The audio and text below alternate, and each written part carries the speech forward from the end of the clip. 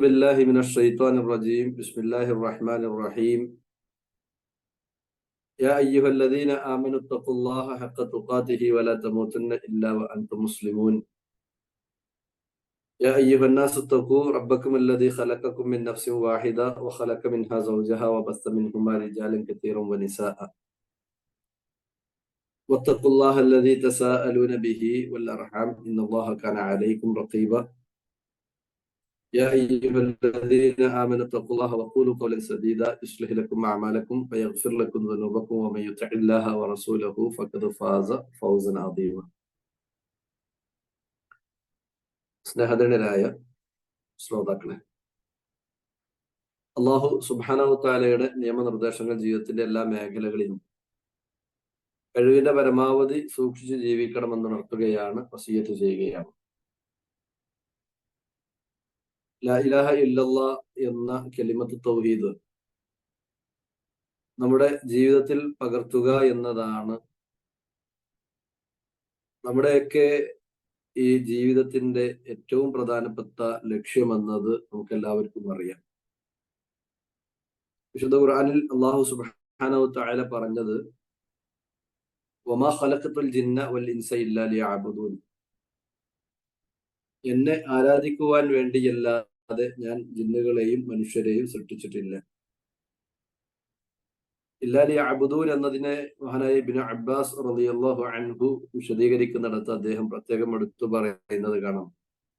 ഇല്ലാ ലിയുവഹിദൂൻ, ഇബാദത്തിൽ എന്നെ മാത്രമാക്കുവാൻ വേണ്ടിയാണ് മനുഷ്യനെയും അതുപോലെ തന്നെ ജിന്നുകളെയും ഒക്കെ നാം സൃഷ്ടിച്ചത് എന്നാണ്. അപ്പോൾ അതുകൊണ്ട് തന്നെ എല്ലാ പ്രവാചകന്മാരും തന്റെ പ്രബോധന ദൗത്യവുമായി കടന്നു വന്നപ്പോൾ ആ പ്രവാചകന്മാരുടെ പ്രബോധിത സമൂഹത്തിനോട് ആദ്യമായി പ്രബോധനം ചെയ്തത് ലാ ഇലാഹ ഇല്ലല്ലാഹ് എന്നത് തന്നെയായിരുന്നു. ലാ ഇലാഹ ഇല്ലല്ലാഹ് എന്ന കലിമത്ത് തൗഹീദ് നമ്മെ സംബന്ധിച്ചിടത്തോളം ഉച്ചരിക്കുവാൻ വളരെ എളുപ്പമുള്ളതും എന്നാൽ മീസാനിൽ വലിയ ഖനമുള്ളതുമാണ് എന്നത് ഹദീസുകളിൽ നിന്ന് മനസ്സിലാക്കാൻ കഴിയുന്ന കാര്യമാണ്. വിശിഷ്യ ലാ ഇലാഹ ഇല്ലല്ലാഹ് അതിന്റെ റുക്നുകളും ഷർത്തുകളും ഒക്കെ മനസ്സിലാക്കുമ്പോൾ മാത്രമാണ് അള്ളാഹു ഉദ്ദേശിച്ച ലാ ഇലാഹ ഇല്ലല്ലാഹയുടെ ആളുകളാണ് നമ്മളെന്ന് നമുക്ക് തിരിച്ചറിയാൻ കഴിയുകയുള്ളൂ.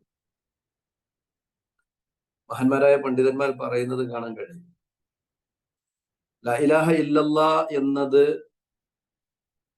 അത് സ്വർഗത്തിന്റെ താക്കോലാണ്. എന്നാൽ ആ താക്കോലിന്റെ പല്ലുകളാണ് അതിന്റെ ഷർത്തുകളും അതിന്റെ റുക്നുകളും. ആ പല്ലുകൾ തേഞ്ഞു പോവുകയോ അതല്ലെങ്കിൽ ആ പല്ലുകൾ ശരിയാകാതിരിക്കുകയോ ചെയ്തു കഴിഞ്ഞാൽ ആ താക്കോൽ ഉപയോഗിച്ചുകൊണ്ട് പിന്നീട് സ്വർഗം തുറക്കുക എന്നത് ഒരിക്കലും തന്നെ സാധ്യമല്ല എന്നതുകൊണ്ട് അടിസ്ഥാനപരമായി നമ്മൾ തിരിച്ചറിയേണ്ടത് ലാ ഇലാഹ ഇല്ലല്ലാഹ് എന്നത് അതിന്റെ ശുറൂത്തുകളും അതിന്റെ അർക്കാനുകളും ഒക്കെ മനസ്സിലാക്കിക്കൊണ്ട് ജീവിതത്തിൽ പകർത്തുമ്പോൾ മാത്രമാണ് യഥാർത്ഥ ലാ ഇലാഹ ഇല്ലല്ലാഹയുടെ ആളുകളായിക്കൊണ്ട് നമ്മൾ മാറുകയുള്ളൂ എന്നതാണ്. അങ്ങനെ നോക്കുമ്പോൾ ആദ്യമായി ലാ ഇലാഹ ഇല്ലല്ലാഹയുടെ അർക്കാനുകളാണ് നമുക്ക് പഠിക്കാനുള്ളത്. റുക്നി എന്നതുകൊണ്ട് ഉദ്ദേശിക്കുന്നത് തൂണുകളാണ്, 2 തൂണുകളാണ്. ആ 2 തൂണുകളും വളരെ കൃത്യമായി നടപ്പിൽ വരാതെ പോയി കഴിഞ്ഞാൽ ലാ ഇലാഹ ഇല്ലല്ലാഹ് എന്നത് ശരിയല്ല. ഇവിടെ നമ്മൾ അടിസ്ഥാനപരമായി തിരിച്ചറിയേണ്ട കുറെ കാര്യങ്ങളുണ്ട്. അഹ്ലുസുന്ന വൽ ജമാഅ ലാ ഇലാഹ ഇല്ലല്ലാഹയെ ഇത്ര കണ്ട് കൃത്യമായി പഠിപ്പിക്കുവാനുള്ള കാരണം ഇസ്ലാമിക ലോകത്ത് കടന്നു വന്ന പിഴച്ച കക്ഷികൾക്കെല്ലാം അപജയങ്ങൾ സംഭവിച്ചതും അവർക്ക് ആദർശ വ്യതിയാനങ്ങൾ സംഭവിച്ചതുമൊക്കെ ഈ ലാ ഇലാഹ ഇല്ലല്ലാഹയുടെ വിഷയത്തിലായിരുന്നു. ഖവാരിജികളെ പോലെയുള്ള ആളുകൾ ലാ ഇലാഹ ഇല്ലല്ലാഹക്ക് അർത്ഥം പറഞ്ഞപ്പോൾ പറഞ്ഞത് ലാ മുതിഅ ഇല്ലല്ലാഹ് എന്നാണ്. അനുസരിക്കപ്പെടേണ്ടവൻ അല്ലാഹു അല്ലാതെ മറ്റാരും ഇല്ല എന്നാണ്. അതിന്റെ ഭാഗമായിക്കൊണ്ടാണ് ലാ ഹാക്കിമ ഇല്ലല്ലാഹ്, ലാ ഹാക്കിമിയത്ത ഇല്ലാ ലില്ലാ എന്നൊക്കെയുള്ള വാദത്തിലേക്ക് അവർ പോയത്. മുഅ്തസിലിയാക്കളെ സംബന്ധിച്ചിടത്തോളം അവർ പറഞ്ഞു, ലാ ഇലാഹ ഇല്ലല്ലാ എന്നതുകൊണ്ട് ഉദ്ദേശിക്കുന്നത് തൗഹീദ് സ്ഥാപിക്കുമ്പോൾ തൗഹീദ് എന്നതുകൊണ്ട് ഉദ്ദേശിക്കുന്നത് അള്ളാഹുവിന്റെ വുജൂദിയ്യത്ത്, അഥവാ അള്ളാഹു ഉണ്ട് എന്നത് ഒരാൾ മനസ്സിലാക്കുകയും അറിയുകയും അത് അംഗീകരിക്കുകയും ചെയ്താൽ തന്നെ അവന്റെ തൗഹീദ് ശരിയായി എന്നാണ്. അശ്അരികളെ സംബന്ധിച്ചിടത്തോളം അവർ പറഞ്ഞത് ഇൽമുണ്ടായാൽ മതി, ലാ ഇലാഹ ഇല്ലല്ലാ എന്നതിൽ അള്ളാഹു ഉണ്ട് എന്നതിന്റെ ഇൽമ്, അറിവ് ഉണ്ടായാൽ തന്നെ അയാളുടെ തൗഹീദ് ശരിയായി എന്നാണ്. എന്നാൽ അഹ്ലുസുന്ന വൽ ജമാഅ കൃത്യമായിട്ട് പഠിപ്പിച്ചു, ലാ ഇലാഹ ഇല്ലല്ലാ എന്നത് ലാ മഅബൂദ ബിഹഖിൻ ഇല്ലല്ലാ, ലാ മഅബൂദ ബിഹഖിൻ ഇല്ലല്ലാ, അല്ലാഹു അല്ലാതെ യഥാർത്ഥത്തിൽ ആരാധിക്കപ്പെടുന്നവനായി ഒരാളുമില്ല എന്നാണ്. ഇവിടെ രണ്ട് കാര്യങ്ങൾ ഒരുമിച്ച് കൂടി. ലാ ഇലാഹ എന്ന ഒരു ഇസ്ബാത്ത്, ഇല്ലല്ലാ എന്ന് പറയുന്ന നഫിയും.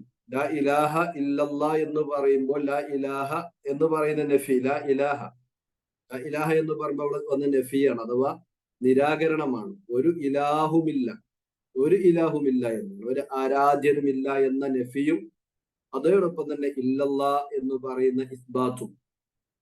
ഈ ഇസ്ബാത്ത് അഥവാ സ്ഥിരീകരണവും നിരാകരണവും സ്ഥിരീകരണവും കൂടി ഒന്നിച്ചു വരുമ്പോഴാണ് തൗഹീദ് അത് കൃത്യമാവുക എന്ന് നമ്മൾ മനസ്സിലാക്കണം. അഥവാ ലാ ഇലാഹ ഇല്ലല്ലാ എന്നതിന്റെ രണ്ട് റുക്നുകളാണ്, ഒന്ന് നഫീ, രണ്ടാമത്തത് ഇസ്ബാത്ത്. ഒന്ന് നിരാകരണമാണ്, രണ്ടാമത്തത് സ്ഥിരീകരണമാണ്. നിരാകരണവും സ്ഥിരീകരണവും ഒരുമിച്ച് കൂടുമ്പോൾ മാത്രമാണ് തൗഹീദ് ശരിയാവുകയുള്ളൂ, അതല്ലെങ്കിൽ അത് തൗഹീദായി പരിഗണിക്കപ്പെടുകയുള്ളൂ എന്നാണ് നാം മനസ്സിലാക്കേണ്ടത്. ഒരാൾ അള്ളാഹു ഇലാഹുൻ എന്ന് പ്രഖ്യാപിച്ചു, എന്നാൽ അവൻ മുഅ്മിനാണെന്ന് പറയുക സാധ്യമല്ല. അള്ളാഹു ആരാധ്യനാണെന്ന് പറയുമ്പോൾ ആരാധന എന്നുള്ളത് മറ്റുള്ള ആളുകളിലും ഉണ്ടാകുവാനുള്ള സാധ്യത അതിലൂടെ തള്ളിക്കളയുവാൻ സാധിക്കുന്നില്ല. അഥവാ അള്ളാഹു ഇലാഹുൻ എന്ന് പറയുമ്പോൾ അള്ളാഹു ആരാധ്യനാണ് എന്നാണ് ഇതുമായി ബന്ധപ്പെട്ട് നമ്മൾ ഈ ഒരു സംസാരത്തിലൂടെ അവൻ പ്രഖ്യാപിക്കുന്നത്.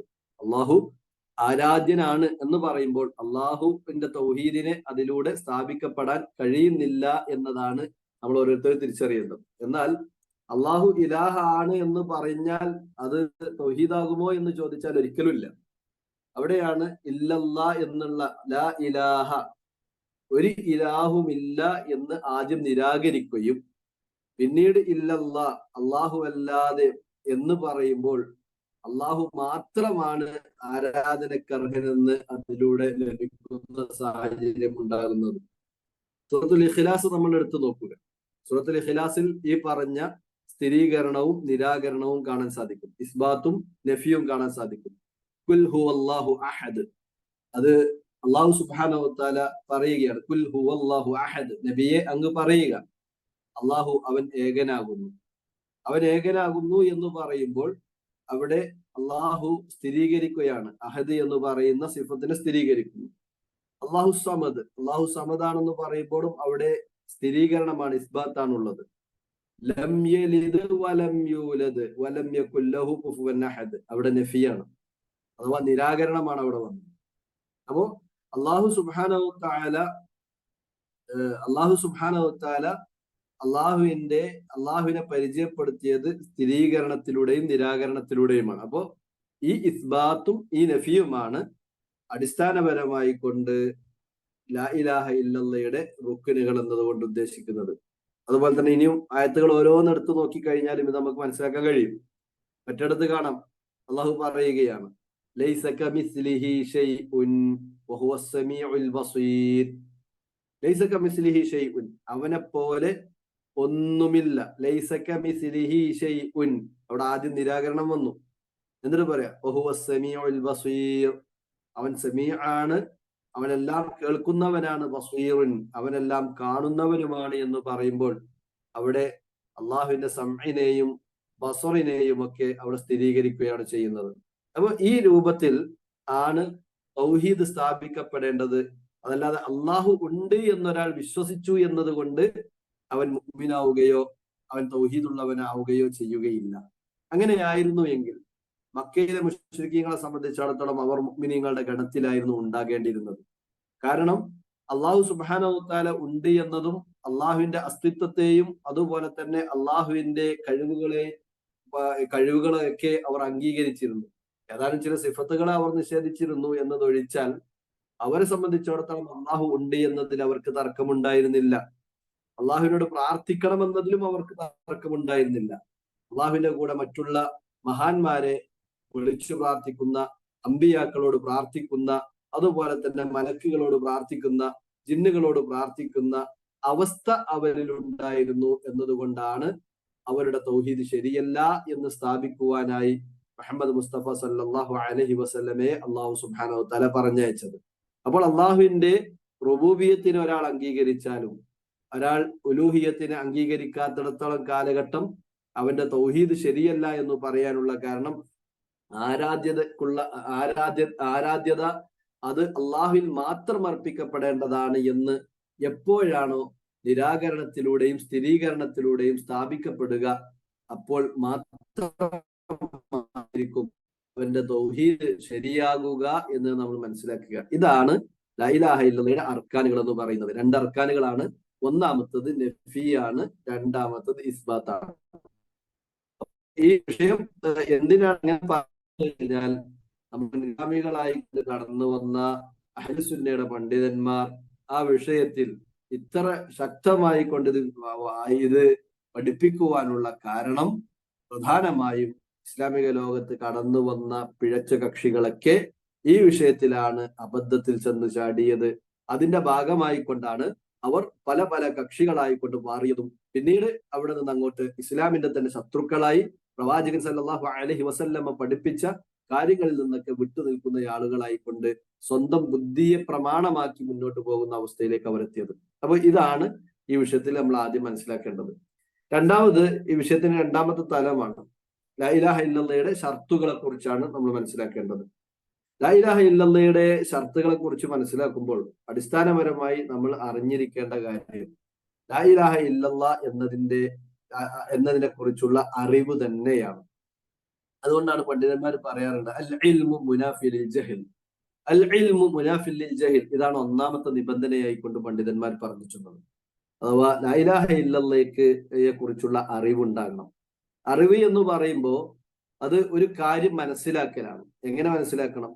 എങ്ങനെയാണോ ആ കാര്യം മനസ്സിലാക്കേണ്ടത് അങ്ങനെ തന്നെ മനസ്സിലാക്കുമ്പോഴാണ് അതിന് അറിവ് എന്ന് പറയുന്നത്. എന്നാൽ ഒരു കാര്യം മനസ്സിലാക്കിയിട്ടുണ്ട്, മനസ്സിലാക്കിയ കാര്യം ശരിയാകാനുള്ള സാധ്യതയാണ് കൂടുതലും ഉള്ളത്. എന്നാൽ ചിലപ്പോൾ അതിന് ഒരു തെറ്റു വരാനുള്ള സാധ്യതയുണ്ട് എങ്കിൽ അതിന് ഇൽമ് എന്ന് പറയില്ല, അതിന് ലന്ന് എന്നാണ് പറയുക. അത് ലന്ന് എന്നാ പറയാം.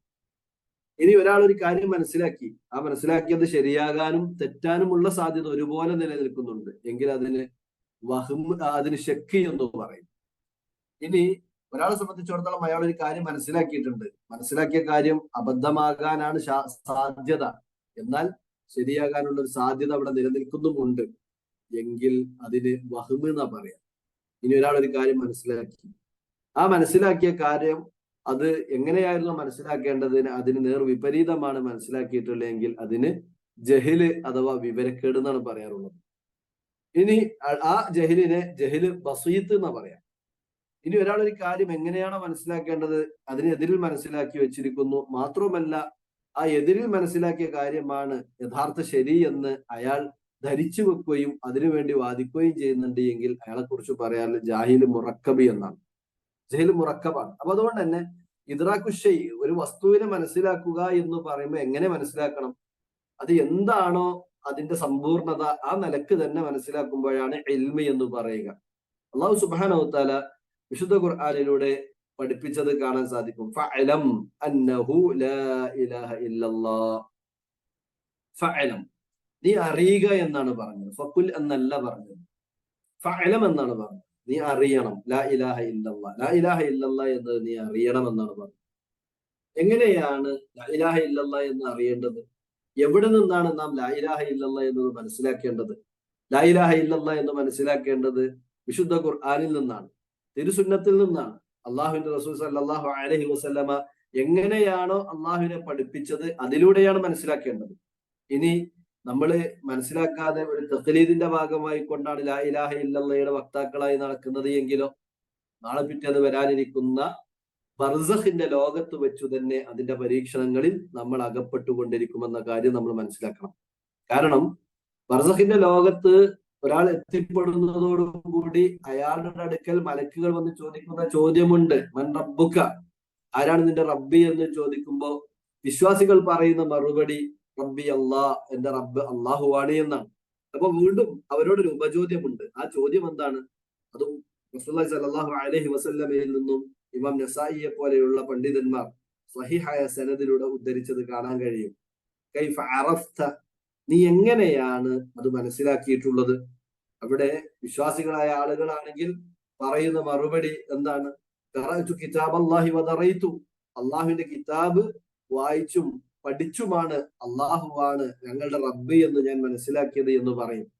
എന്നാൽ മുനാഫിക്കുകളായ ആളുകൾ പറയുന്നത് സമിഅതു നാസി യഖൂലുന കദാ വകദാ വഖുൽതുഹു, ജനങ്ങളൊക്കെ അങ്ങനെ പറയുന്നത് കേട്ടിരുന്നു, അതുകൊണ്ടാണ് ഞങ്ങൾ അള്ളാഹുവാണ് റബ്ബ് എന്ന് പറയുന്നത് എന്ന് കപട വിശ്വാസികൾ പറയുമെന്നാണ്. ആ കപട വിശ്വാസികളുടെ ഉത്തരത്തെ ഉത്തരമായി പരിഗണിക്കപ്പെടുകയില്ല എന്ന് മാത്രമല്ല, അതിന്റെ പേരിൽ അവർ ഖബറിൽ പരീക്ഷിക്കപ്പെടുകയും അവർ ശിക്ഷിക്കപ്പെടുകയും ഒക്കെ ചെയ്യുമെന്നതാണ് ഹദീസുകളിൽ നിന്ന് മനസ്സിലാക്കാൻ സാധിക്കുന്നത്. അപ്പൊ ലാ ഇലാഹ ഇല്ലല്ലാഹ് എന്നത് നമ്മൾ അടിസ്ഥാനപരമായി കൊണ്ട് തന്നെ അറിഞ്ഞിരിക്കണം.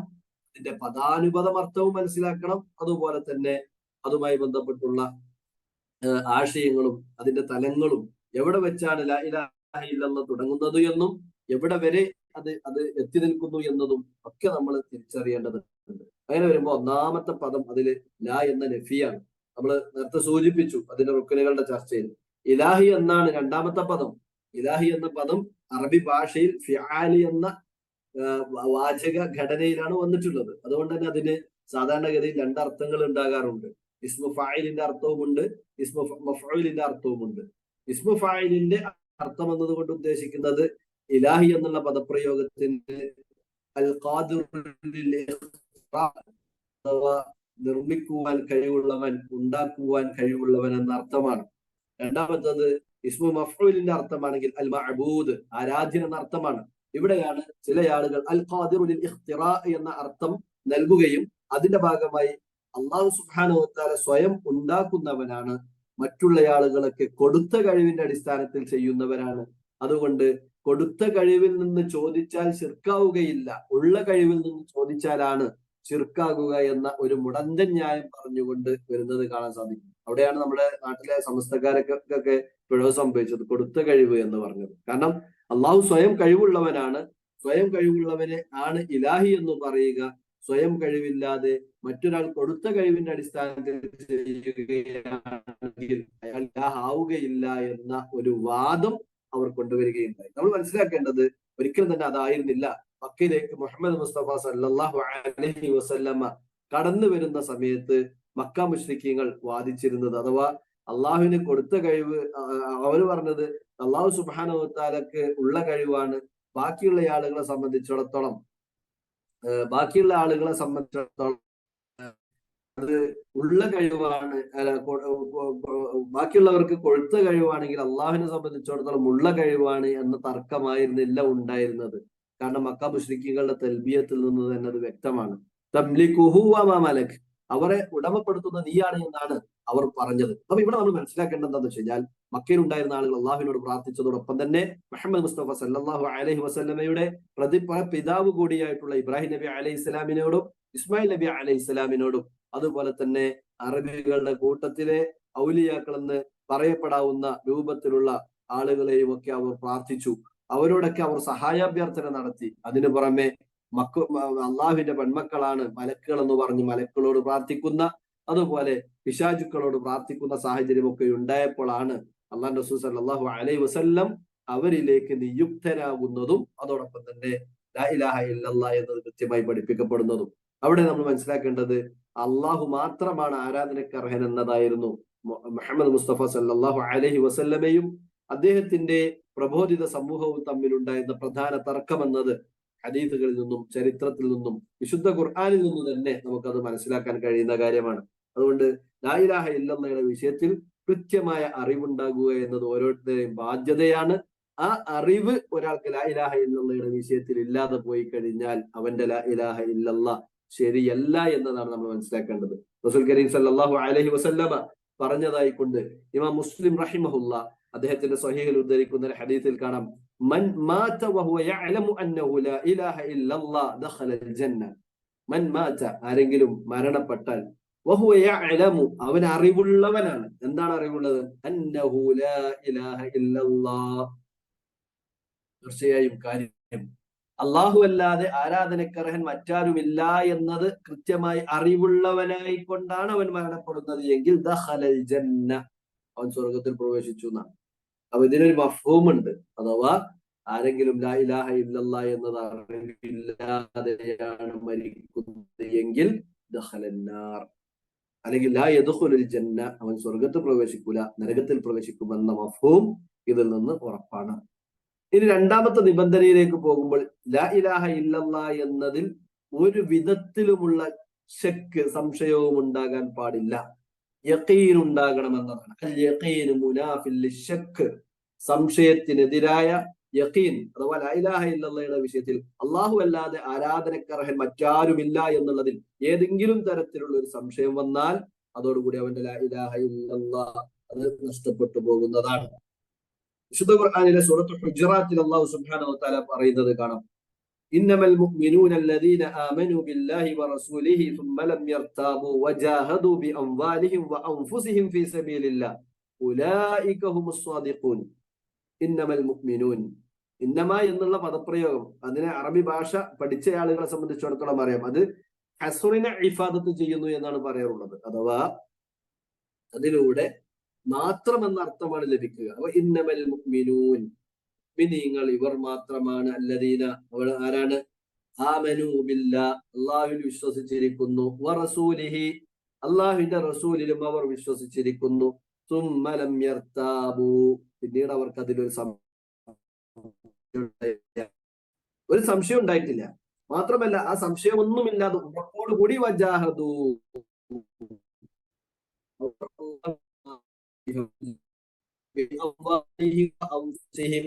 അവരുടെ സ്വത്തും സമ്പത്തും എല്ലാം നൽകിക്കൊണ്ട്, എന്നിട്ട് പറയണം എന്ത്, ഫീ സബീലില്ലാഹ് അള്ളാഹുവിന്റെ മാർഗത്തിൽ. ഉലായിക്കയ്ക്ക് ശേഷം പിന്നീട് ഹും എന്ന ലമീറിനെ അവിടെ ഫസിലാക്കി പറഞ്ഞു, എന്ന് പറഞ്ഞാൽ വേർതിരിച്ചു തന്നെ പറഞ്ഞു. ഉലായിക ഹുമുസ് സ്വാദിഖൂൻ, അവർ മാത്രമാണ്, അല്ലെങ്കിൽ അവർ മാത്രമാകുന്നു സത്യസന്ധരായിട്ടുള്ളത്.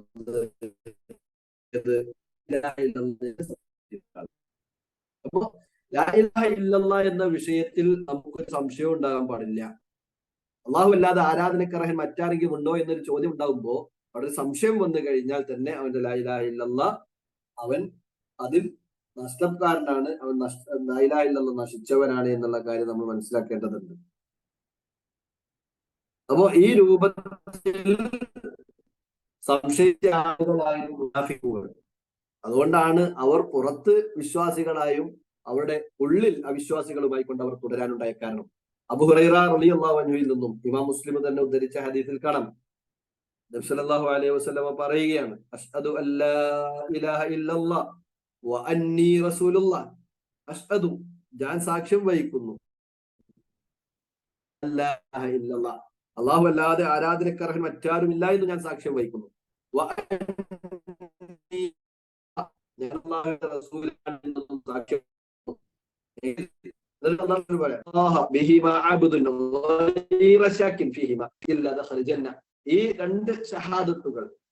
രണ്ട് ഷഹാദത്തുകളുമായി കൊണ്ട് ഒരാൾ അള്ളാഹുവിനെ കണ്ടുമുട്ടുകയും സ്വർഗത്തിൽ പ്രവേശിച്ചില്ലാതെ ഇല്ല എന്ന് പറയുന്ന ഈ രണ്ട് കലിമത്തുകളുടെ വിഷയത്തിൽ സംശയമുള്ളവനൊഴികെ, സംശയമായി ആണ് ഒരാൾ ലാ ഇലാഹ ഇല്ലല്ലാഹയുടെ വിഷയത്തിൽ, മുഹമ്മദ് റസൂലുള്ളാഹിയുടെ വിഷയത്തിൽ സംശയത്തിൽ നിൽക്കുകയാണ് ഒരാൾ മരണപ്പെട്ടു പോയത് എങ്കിൽ അവൻ നരകത്തിലാണുള്ളത് എന്ന് പ്രവാചകൻ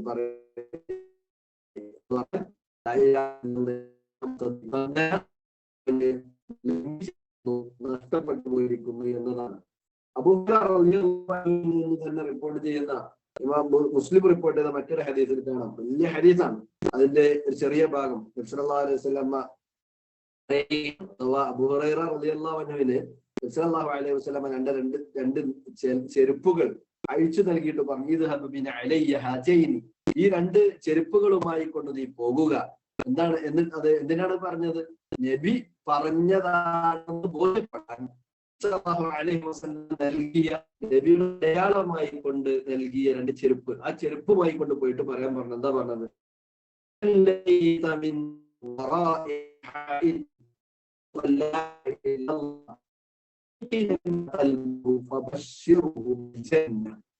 ഈ മതിൽ കടന്ന് നീ പോകുമ്പോൾ അതിനപ്പുറത്ത്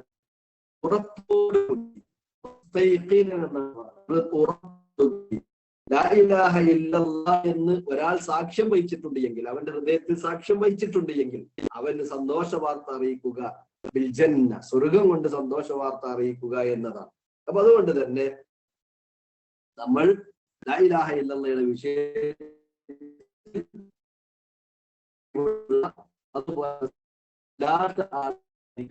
ആണ്. മൂന്നാമത്തെ നിബന്ധനയായിക്കൊണ്ട് പണ്ഡിതന്മാർ പറഞ്ഞത് അൽ ഖബൂലു അൽ മുനാഫി ലിർറദ്ദ്.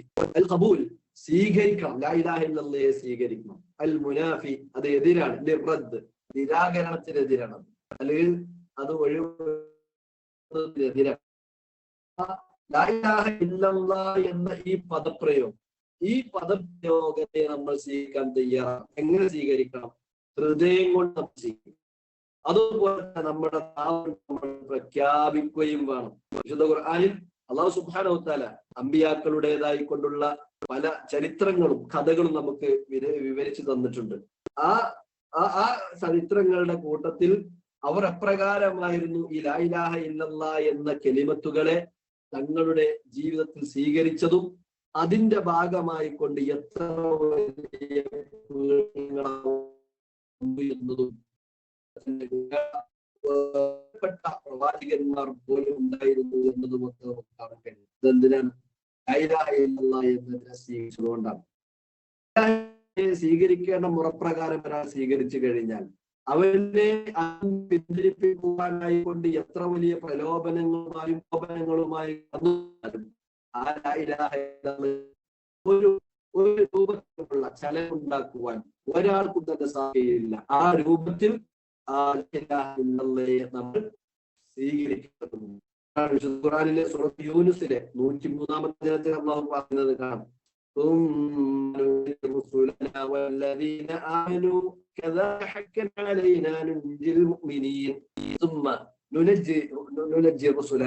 പിന്നീട് നാം നമ്മുടെ ദൂതന്മാരെ രക്ഷപ്പെടുത്തി, വല്ലദീന ആമനു, മുഅ്മിനീങ്ങളായ ആളുകളെ. എന്നിട്ട് അല്ലാഹു വീണ്ടും പറയാം, കദാലിക ഹഖ്ഖൻ അലൈനാ നുൻജിൽ മുഅ്മിനീൻ, പ്രകാരം മുഅ്മിനീങ്ങളെ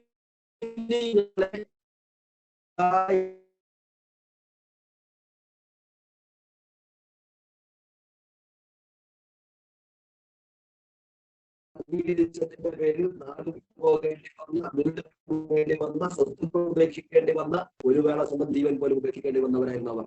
അത് ലാ ഇലാഹ ഇല്ലല്ലാഹയുടെ ഖുബൂലിയത്തിന്റെ ഭാഗമായിക്കൊണ്ടാണ്, അതിനവർ സ്വീകരിച്ചതിന്റെ ഭാഗമായിക്കൊണ്ടാണ്. ഈ ആളുകൾ അഥവാ അല്ലാഹുവിന്റെ റസൂലും സ്വഹാബത്തും ലാ ഇലാഹ ഇല്ലല്ലാഹയെ ഖബൂലാക്കിയപ്പോൾ അതിനെതിരെ പ്രവർത്തിച്ച ആളുകൾ, അവരെ കുറിച്ച് അല്ലാഹു വിശുദ്ധ ഖുർആനിൽ പറയുന്നത് കാണാം. അശ്റുല്ലദീന ളലബു വഅസ്വാജുഹും വമാ കാനൂ യഅബുദൂൻ. അതുപോലെ തന്നെ വയഖൂലൂന അഇന്നാ ലതാരികു ആലിഹതനാ ലിശാഇരിൻ മജ്നൂൻ. ഒരു ഭ്രാന്തനായ കവിയായ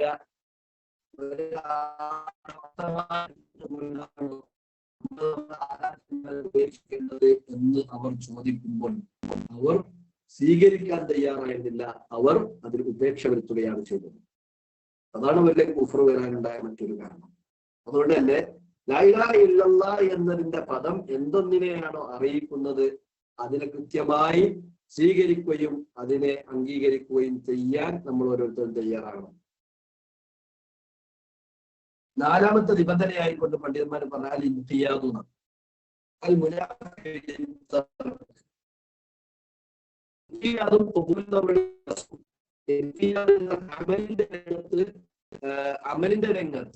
അമലിന്റെ രംഗത്തുള്ള സ്വീകരണമാണ്.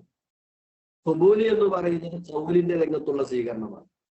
അപ്പൊ അല്ലാഹു സുബ്ഹാനഹു വ തആല മാത്രമാണ് ആരാധനക്കർഹനെന്ന് ഒരാൾ പറയുന്നതോടുകൂടി, ഒരാൾ പ്രഖ്യാപിക്കുന്നതോടുകൂടി, പിന്നീട് അല്ലാഹു സുബ്ഹാനഹു വ തആല ഒരു കാര്യം ശറഅാക്കി കഴിഞ്ഞാൽ, മതവിധിയാക്കി കഴിഞ്ഞാൽ, അതിൽ നിന്ന് പിന്നീട് അവന് പിന്തിരിഞ്ഞു പോകാൻ പറ്റുന്നതല്ല.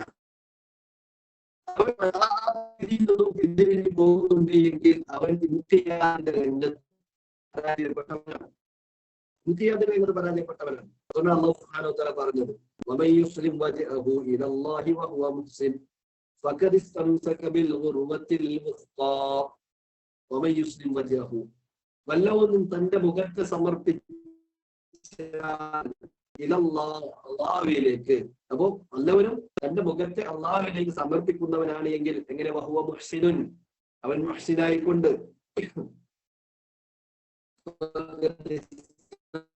അവൻ മുറുകെ പിടിക്കുന്നത് നല്ല ശക്തമായ കയറിലാണ് മുറുകെ പിടിച്ചിട്ടുള്ളത് എന്നുള്ളതാണ്. അവിടെ നമ്മൾ തിരിച്ചറിയാം, എത്ര വലിയ പ്രതിസന്ധികളിലൂടെ മുന്നോട്ട് പോവുകയാണെന്നുണ്ടെങ്കിലും ശരീഅത്ത് മതവിധികളിൽ നിന്ന് വിട്ടു നിൽക്കാൻ നമുക്ക് പറ്റില്ല. മതം അനുശാസിക്കുന്ന കാര്യങ്ങൾ ജീവിതത്തിൽ അതുപോലെ നമ്മൾ കൊണ്ടുവരാൻ തയ്യാറാകേണ്ടി വരും.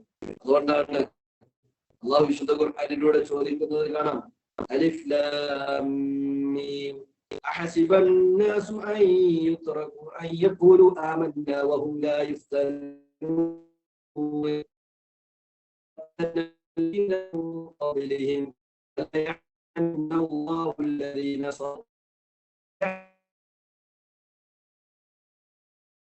സൂറത്ത് അൻകബൂത്തിലെ 1 മുതൽ 3 വരെയുള്ള ആയത്ത്.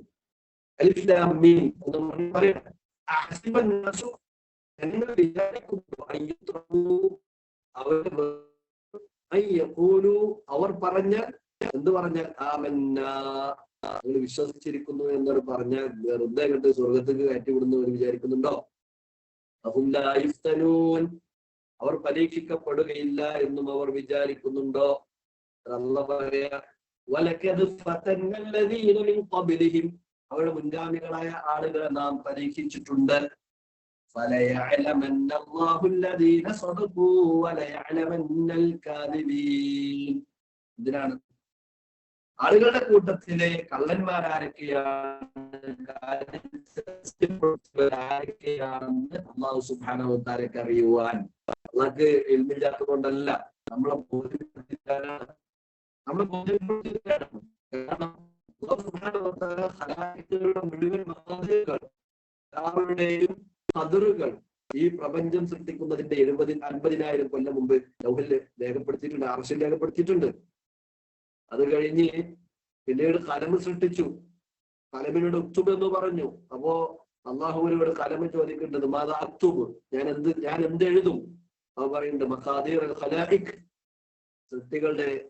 സൃഷ്ടികളുടെ മിഖ്ദാറുകൾ, ഖദറുകൾ നീ എഴുതണം എന്ന് പറഞ്ഞപ്പോ അത് എഴുതിനാം. അത് ഒരു പേന. 4 തരം പേനകളുണ്ട്. രണ്ടാമത്തെ പേന ആദം നബി അലൈഹിസ്സലാമിനെ സൃഷ്ടിക്കുന്ന ഘട്ടത്തിൽ ആദം നബി അലൈഹിസ്സലാമിന്റെ ദുര്രിയത്തിന്റെ മുഴുവൻ ഖദർ എഴുതാൻ വേണ്ടി പറഞ്ഞു. അത് വേറെ പേന കൊണ്ട് എഴുതി. മൂന്നാമത്തെ പേന ഓരോ മനുഷ്യന്റെയും ഗർഭസ്ഥ ശിശുവിന്റെ അവസ്ഥയിൽ അവന്റെ മാതാവിന്റെ ഗർഭപാത്രത്തിൽ വന്നുകൊണ്ട് മലക്കുകൾ രേഖപ്പെടുത്തി. അത് മൂന്നാമത്തെ പേനയാണ്. നാലാമത്തെ പേന എന്നതുകൊണ്ട് ഉദ്ദേശിക്കുന്നത് നമ്മൾ ഈ ക്ലാസ് എടുത്തുകൊണ്ടിരിക്കുന്നു, നിങ്ങൾ കേട്ടുകൊണ്ടിരിക്കുന്നു, അതിനിടയിൽ പലരും ചെയ്തുകൊണ്ടിരിക്കുന്നു. ഇതൊക്കെ അള്ളാഹുവിന്റെ 2 കിറാമൻ കാത്തിബീൻ രേഖപ്പെടുത്തുന്ന 2 മലക്കുകൾ അവർ എഴുതിക്കൊണ്ടിരിക്കുന്നുണ്ട്. ഇത് വേറെ പേന. ഈ 4 എഴുത്തും തമ്മിലൊരു വ്യത്യാസം ഉണ്ടാവും. 4 എഴുത്തും തമ്മിൽ ഒരു വ്യത്യാസം ഉണ്ടാവും. അല്ലാഹു സുബ്ഹാനഹു വ തആല അവന്റെ ഖദറിനെ അങ്ങനെയാണ് നിശ്ചയിച്ചിട്ടുള്ളത്. അതുകൊണ്ട് വലിയ അലമന്നല്ലാഹ് എന്ന് പറയുമ്പോൾ നമ്മൾ അല്ലാഹു സുബ്ഹാനഹു വ തആല ബോധ്യപ്പെടുത്തുന്നതിന്റെ ഭാഗമായി കൊണ്ടാണ് അത്തരത്തിൽ ചെയ്യുക. ആ സമയത്ത് നമ്മൾ ശരീഅത്തിന്റെ നിയമങ്ങളെ ജീവിതത്തിന്റെ ഭാഗമാക്കി അതിൽ നിന്ന് വിട്ടുവീഴ്ചയില്ലാതെ, അതിൽ വിട്ടുവീഴ്ച ചെയ്യാതെ ജീവിതത്തിന്റെ ഭാഗമാക്കുമ്പോഴാണ് നമ്മളെ സംബന്ധിച്ചിടത്തോളം നമ്മൾ ഇതിനെ ഇൻഖിയാദ്, അതിനെ നമ്മൾ സ്വീകരിച്ചു എന്ന് പറയാൻ പറ്റുള്ളൂ. അതുപോലെ തന്നെ അഞ്ചാമത്തെ നിബന്ധനയായിക്കൊണ്ട് പണ്ഡിതന്മാർ പറഞ്ഞു കാണാൻ കഴിയും സിദ്ഖാണ്. ലാ ഇലാഹ ഇല്ലല്ലാഹയെ സിദ്ഖ്, സത്യപ്പെടുത്തണം. ലാ ഇലാഹ ഇല്ലല്ലാഹ് എന്ന് ഒരാൾ പറഞ്ഞതുകൊണ്ട് അവര് മുസ്ലിം ആവൂല. ഈ പറഞ്ഞ 4 നിബന്ധനകൾക്ക് പുറമെ 5ാമത്തെ നിബന്ധനയാണിത്. അതുകൊണ്ടാണ്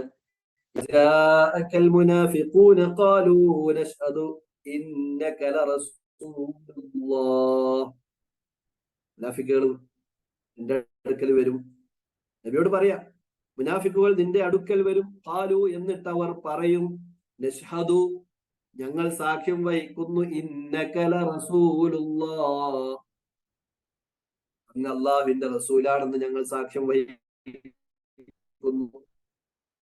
മറുപടി അറിഞ്ഞത്, വല്ലാഹു യഅലമു ഇന്നക ലറസൂലുഹു വല്ലാഹു യശ്ഹദു ഇന്നൽ മുനാഫിഖീന ലകാദിബൂൻ.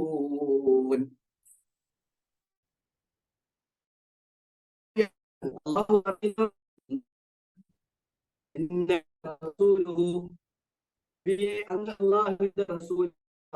അറിയാം, വല്ലാഹു യശ്ഹദു, അല്ലാഹു സാക്ഷ്യം വഹിക്കുകയും ചെയ്യുന്നു, ഇന്നൽ മുനാഫിഖീന ലകാദിബൂൻ, കപട വിശ്വാസികൾ അശ്ഹദു അല്ലാ ഇലാഹ ഇല്ലല്ലാഹ് വഅശ്ഹദു അന്ന മുഹമ്മദർ റസൂലുള്ളാഹ് എന്ന് പറയുന്നത് കളവാണ്, അവരെ സത്യപ്പെടുത്തിയിട്ടില്ല എന്നാണ്. അങ്ങനെ സത്യപ്പെടുത്തി കഴിഞ്ഞാൽ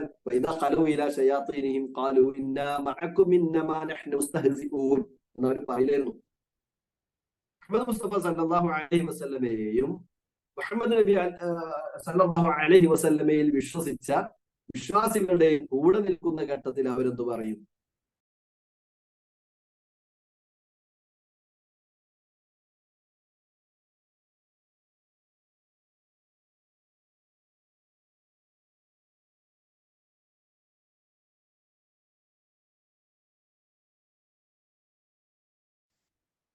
മുഅ്മിനീങ്ങളുടെ കൂടെ ജീവിക്കുന്ന സമയത്ത് മുഅ്മിനീങ്ങളുടെ അടയാളങ്ങളുണ്ട്, മുഅ്മിനീങ്ങളുടെ ഷിആറുകളുണ്ട്. അതുപോലെ തന്നെ മുഅ്മിനീങ്ങളിൽ നിന്ന് വിട്ട് വേറെ ഏതെങ്കിലും വഴിയിൽ പോയി കഴിഞ്ഞാൽ അപ്പോ അവിടെ ചെല്ലുമ്പോൾ അവരുടെ രൂപം, അവരുടെ കോലം. ഇപ്പൊ ഒരു പള്ളിയിലേക്ക് പോകുമ്പോൾ നമുക്കുണ്ടാവുന്ന വസ്ത്രധാരണ രീതി തന്നെയാണോ നമ്മൾ മറ്റൊരു കല്യാണത്തിന് പോകുന്ന സമയത്ത് ഉണ്ടാകാറുള്ളത്? നമ്മുടെ പള്ളിയിലേക്ക് പോരുമ്പോഴുള്ള വസ്ത്രധാരണ രീതി തന്നെയാണോ നമ്മുടെ ഓഫീസുകളിൽ നമുക്കുള്ളത്? അവിടെയാണ് നമ്മൾ മനസ്സിലാക്കേണ്ടത് നമ്മൾ എത്ര കണ്ട് ശരീഅത്തിന്റെ നിയമങ്ങളെ സത്യപ്പെടുത്തിയിട്ടുണ്ടെന്നുള്ള ബോധ്യവും. ആ ശരീഅത്തിന്റെ നിയമങ്ങളെ സത്യപ്പെടുത്താത്തിടത്തോളം കാലഘട്ടം ലാ ഇലാഹ ഇല്ലല്ലാഹയെ സത്യപ്പെടുത്തി എന്ന് പറയുന്നതിൽ ഒരു അർത്ഥമില്ല. കാരണം ആയിഷ റളിയല്ലാഹു അൻഹ പറയുന്നത് കാണാം, നിങ്ങൾ വ്യഭിചരിക്കരുത്, നിങ്ങൾ കള്ളു കുടിക്കരുത്, അതുപോലെ തന്നെ അത്തരത്തിലുള്ള തോന്നിവാസങ്ങൾ അരുത് എന്നൊക്കെ പറഞ്ഞുകൊണ്ടാണ് റസൂലുള്ളാഹി സ്വല്ലല്ലാഹു അലൈഹി വസല്ലമ കടന്നു വന്നിരുന്നുണ്ടെങ്കിൽ അറബികളുടെ കൂട്ടത്തിൽ നിന്നും ഒരാളെയും വിശ്വാസിയാകാൻ കിട്ടുമായിരുന്നില്ല എന്നാണ്. മറിച്ച് ലാ ഇലാഹ ഇല്ലല്ലാഹ് എന്നത് കൃത്യമായി പഠിപ്പിച്ചു കൊടുത്തപ്പോ അള്ളാഹു പറഞ്ഞു അരുത് എന്ന് പറഞ്ഞിട്ടുണ്ടെന്ന് പറഞ്ഞപ്പോ ഇതാ ഞങ്ങൾ ഇൻതഹൈന, ഞങ്ങൾ അവസാനിപ്പിച്ചു എന്ന് പറഞ്ഞവരായിരുന്നു അവർ. അതിനെ അവരെ സംബന്ധിച്ചിടത്തോളം അവർക്ക് ഭൗതികമായി കൊണ്ട് എന്തെല്ലാം നഷ്ടമുണ്ടായി എന്ന് പോലും നോക്കാതെയാണ് അവർ ആ കാര്യങ്ങൾ ചെയ്തത് എന്നത് നമുക്ക് ഹദീസിൽ നിന്ന് കാണാൻ കഴിയുമല്ലോ. ആ രൂപത്തിൽ സത്യപ്പെടുത്താൻ കഴിയണം. അപ്പോഴാണ് ലാ ഇലാഹ ഇല്ലല്ലാഹയുടെ 5ാമത്തെ നിബന്ധനയും നമ്മൾ പാലിച്ചു എന്ന് പറയാൻ സാധിക്കുകയുള്ളൂ. ഇനി 6ാമത്തെ നിബന്ധനയായിക്കൊണ്ട് പണ്ഡിതന്മാർ പറയുന്നത് അൽ ഇഖ്ലാസു മുനാഫിൽ ലിശ്ശിർക്ക് വദ്ദിയാ. ലാ ഇലാഹ ഇല്ലല്ലാഹയിൽ നിഷ്കളങ്കതയാണ് വേണ്ടത്, കളങ്കമില്ലാത്ത അവസ്ഥ ഉണ്ടാകണം. കളങ്കം എന്ന് പറയുന്ന ഒന്ന് ഷിർക്കാണ്, അഥവാ ഷിർക്കുൽ അക്ബർ ആണ്. 2ാമത്തത് റിയാ ആണ്.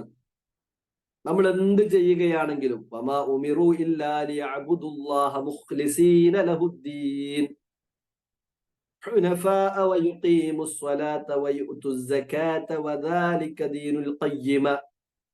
അപ്പോ നമ്മളോട് കൽപ്പിക്കപ്പെട്ടിട്ടുള്ളത് എന്താണ്? നമ്മുടെ മുൻഗാമികളായ അഹ്ലു കിതാബിനോട് കൽപ്പിക്കപ്പെട്ടത് തന്നെയാണ് നമ്മളോട് കൽപ്പിച്ചിട്ടുള്ളത്. എന്തൊന്ന് ചെയ്യുകയാണെങ്കിലും അള്ളാഹുവിന് വേണ്ടി ചെയ്യുക, എന്ത് ചെയ്യുകയാണെങ്കിലും. ഇനി പ്രതിഫലം പ്രതീക്ഷിക്കുകയാണെങ്കിൽ അള്ളാഹുവിൽ നിന്ന് മാത്രം പ്രതീക്ഷിക്കുക. അപ്പോഴാണ് ഇഖ്ലാസ് ഉണ്ടായിട്ടുള്ളൂ പറയാൻ പറ്റുള്ളൂ. അള്ളാഹുവിന് വേണ്ടി ചെയ്യുക, അള്ളാഹുവിൽ നിന്ന് പ്രതീക്ഷിക്കുക. അള്ളാഹുവിന് വേണ്ടി ചെയ്യുക, അള്ളാഹുവിൽ നിന്ന് പ്രതീക്ഷിക്കുക. അള്ളാഹുവിന് വേണ്ടി ചെയ്യേണ്ട ഒരു കാര്യം പടപ്പുകൾക്ക് വേണ്ടി ചെയ്താൽ സ്വാഭാവികമാണ് അവിടെ ശിർക്ക് വരും. ആ ശിർക്കുകളിൽ അക്ബറും ഉണ്ടാകും, അസ്ഗറും ഉണ്ടാകും. അള്ളാഹുവിന് വേണ്ടി ചെയ്യേണ്ടതാണ് നിസ്കാരം. നമുക്കെല്ലാവർക്കും അറിയാം. നിസ്കരിക്കുന്ന സമയത്ത് മറ്റൊരാള് എന്റെ നിസ്കാരത്തെ ഒന്ന് ശ്രദ്ധിക്കണം, ഞാൻ നല്ല നിസ്കാരക്കാരനാണെന്ന് പറയണം എന്നൊരു ചിന്ത മനസ്സിലൂടെ വന്നു കഴിഞ്ഞാൽ, അതുപോലെ തന്നെ ഏത് ഇബാദത്തുകളാണെങ്കിലും, ഇനി അള്ളാഹു ഇബാദത്തായി കൊണ്ട് പഠിപ്പിച്ച ഏതെങ്കിലും ഒരു കാര്യം ഒരു പടപ്പിന് വേണ്ടി ചെയ്ത ഒരു പടപ്പിനോട് ചെയ്താലോ അത് ശിർക്കുൽ അക്ബറും. അതുകൊണ്ട് എല്ലാം ലാ ഇലാഹ ഇല്ലല്ലാഹുമായി ബന്ധപ്പെട്ട് പോകേണ്ടതെന്ന് വെച്ചാൽ എന്തൊരു കാര്യം ചെയ്യുകയാണെങ്കിലും അള്ളാഹുവിന് വേണ്ടി ചെയ്യാം. എന്നാൽ അതിനൊക്കെ കൂലിയുണ്ട്. പണ്ഡിതന്മാർ പറയുന്നത് കാണാൻ കഴിയും. പടപ്പുകളോട് ചോദിക്കേണ്ട കാര്യം പടച്ചവനോട് ചോദിച്ചു കഴിഞ്ഞാൽ അത് പ്രാർത്ഥനയാണ്, കൂലിയുണ്ട് എന്നാണ്. ഉദാഹരണത്തിന് അത്ഇമിനി ഫുലാൻ, മനുഷ്യ നിങ്ങള് എനിക്കെന്തെങ്കിലും ഭക്ഷണം തരൂ എന്നൊരാളോട് പറഞ്ഞാൽ ഭക്ഷണം കിട്ടാനും കിട്ടാതിരിക്കാനും സാധ്യത ഉണ്ട്. അതൊരു വെറും ചോദ്യം. എന്നാൽ അതേ ചോദ്യം അള്ളാഹിനോട് ചോദിച്ചാലോ, അല്ലാഹുമ്മ അത്ഇമിനി, അള്ളാഹുവിനെ എന്നെ ഭക്ഷിപ്പിക്കണേ, ഒരു മാറ്റമില്ല പദപ്രയോഗത്തിന്. മറ്റടുത്ത് അത്ഇം ഫുലാൻ എന്നാണെങ്കിൽ ഇവിടെ അല്ലാഹുമ്മ അത്ഇം എന്നാണ്. യാ ഫുലാൻ അത്ഇമിനി എന്നാണ് ഇവിടെ യാ അല്ലാഹ് അത്ഇമിനി എന്ന് പറഞ്ഞു. ഒന്നാമത്തത് വെറും ചോദ്യമാണെങ്കിൽ രണ്ടാമത്തെ പ്രാർത്ഥനയാണ്. നമുക്ക് ഭക്ഷണം ലഭിക്കാൻ ആവശ്യമായ സംവിധാനങ്ങൾ അല്ലാഹു സുബ്ഹാനഹു വ തആല ആ പ്രാർത്ഥനയുടെ ഭാഗമായി ഒരുക്കി തരുന്നതോടൊപ്പം തന്നെ നമ്മൾ അള്ളാഹുവിനോട് പ്രാർത്ഥിച്ചു എന്നതുകൊണ്ട് നമ്മൾ അള്ളാഹുവിന്റെ അടുക്കൽ പ്രതിഫലമുള്ളവരായി തീരുകയും ചെയ്യുന്നു. ഇതാണ് നമ്മൾ മനസ്സിലാക്കേണ്ടത്. അപ്പൊ എന്തും അള്ളാഹുവിനോട് ചോദിക്കുന്നു, എന്തും അള്ളാഹു സുബ്ഹാനഹു വ തആലയിൽ നിന്നും പ്രതീക്ഷിക്കുന്നു. നന്മകൾ നമ്മൾ ചെയ്യുമ്പോൾ അള്ളാഹുവിലേക്ക് മാത്രം, അള്ളാഹിന്റെ വജ്ഹ് മാത്രം ഉദ്ദേശിച്ചുകൊണ്ട് എന്തൊക്കെ നമ്മൾ ചെയ്യാം. അപ്പോ ആരെങ്കിലും വിമർശിച്ചാൽ ആ വിമർശനം വലിയൊരു വേദന മനസ്സിൽ സൃഷ്ടിക്കൂല. കാരണം എന്താണ്? ഞാനത് ചെയ്തത് അള്ളാഹുവിന് വേണ്ടിയാണ്, അള്ളാഹുവിന്റെ അടുക്കൽ അത് എനിക്ക് അത് കബൂലായി കിട്ടട്ടെ, ആ ഒരു ബേജാറേ ഉണ്ടാവുള്ളൂ. രണ്ടാമത്തത്, വിമർശനത്തിൽ കഴമ്പുണ്ടായിരുന്നുവെങ്കിൽ നമ്മൾ വിമർശിച്ച ആളോട് നമുക്ക് സ്നേഹവും സന്തോഷവും ഉണ്ടാകുക. എന്തേ കാരണം?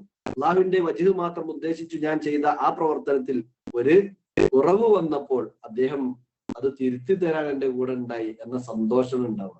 ശൈഖുൽ ഇസ്ലാം ഇബ്നു തൈമിയ്യ റഹിമഹുല്ലാഹ് പറയുന്നത് കാണാം, എന്റെ നുഖാദുകൾ അഥവാ എന്നെ നിരൂപിക്കുന്ന ആളുകൾ, എന്നെ നിരൂപണം നടത്തുന്ന ആളുകളാണ് എന്നെ വലിയ പണ്ഡിതനാക്കി തീർത്തത് എന്നാണ്. ആലോചിച്ച് നോക്കണം.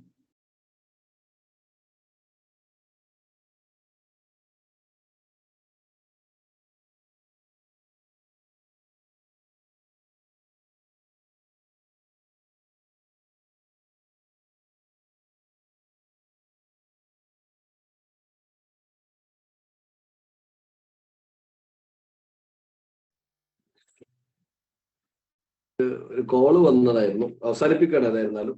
അപ്പൊ പറഞ്ഞു വന്നതെന്ന് വെച്ച് കഴിഞ്ഞാല്, നമ്മളെ ഒരാൾ നിരൂപിക്കുന്ന സമയത്ത് അതല്ലെങ്കിൽ നിരൂപണമായിക്കൊണ്ട് നമ്മുടെ അടുത്തേക്ക് കടന്നു വരുമ്പോൾ അള്ളാഹു സുബ്ഹാനഹു വ തആലയിൽ നിന്നും പ്രതിഫലം ആഗ്രഹിച്ചുകൊണ്ട് പ്രവർത്തിച്ച ആളുകളായിരുന്നു നമ്മളെങ്കിൽ ആ നിരൂപിക്കുന്ന ആളുകളോട്, നിരൂപണം നടത്തുന്ന ആളുകളോട് നമുക്കൊരു പ്രയാസം.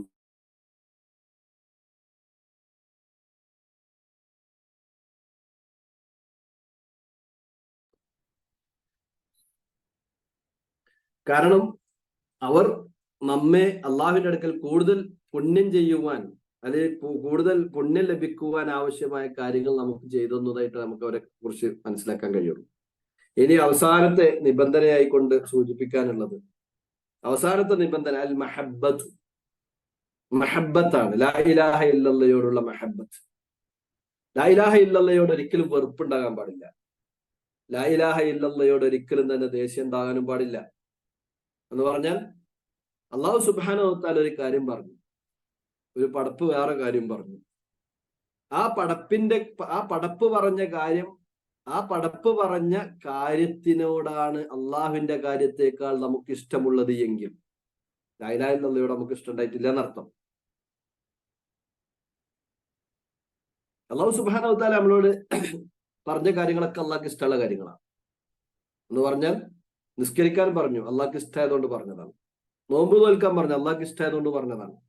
സക്കാത്ത് കൊടുക്കാൻ പറഞ്ഞു, അള്ളാഹ്ക്ക് ഇഷ്ടമുള്ളതുകൊണ്ട് പറഞ്ഞതാണ്. വ്യഭിചരിക്കരുതെന്ന് പറഞ്ഞു, അത് വെറുപ്പാണ്, അതുകൊണ്ട് പറഞ്ഞതാണ്. പലിശ ഭുജിക്കരുത് എന്ന് പറഞ്ഞത് വെറുപ്പാണ്, അതുകൊണ്ട് പറഞ്ഞതാണ്. പുരുഷന്മാരോട് നെരിയാണിക്ക് താഴെ വസ്ത്രം ധരിക്കരുതെന്ന് പറഞ്ഞു, അത് വെറുപ്പാണ്, അതുകൊണ്ട് പറഞ്ഞതാണ്. പുരുഷന്മാരോട് താടി വളർത്താൻ പറഞ്ഞു, ഇഷ്ടമുണ്ടായതെന്ന് പറഞ്ഞതാണ്.